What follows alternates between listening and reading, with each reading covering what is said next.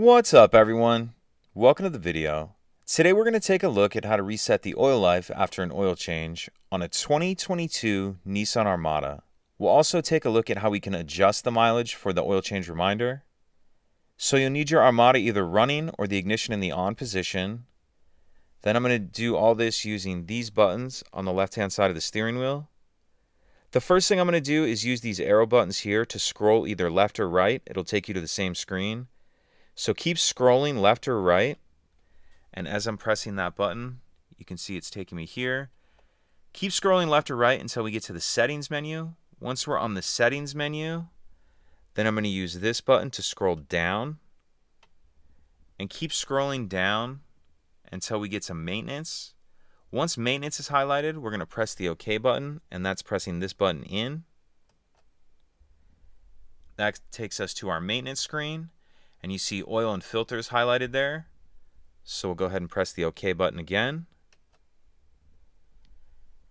And that's going to take us to this. So this one shows 0 miles driven of the 7,000 miles because this one was just reset. But how we can adjust the mileage before the next reminder is once this is highlighted, if we press the OK button, that would take us to this screen, and then we can scroll down like this, and as I'm doing that, you can see it adjusts the mileage in increments of 250 miles. So you can set that at whatever you want. I'm going to set this back to 7,000. So again, to scroll up or down changes the mileage. Once you get it where you want, we'll press the OK button. And again, that's pressing this button in. Now to reset it, what I'm going to do is it'll take me back to this screen. Once I'm on this screen, I'm going to scroll down until reset is highlighted. Then press the OK button, which is again pressing this in.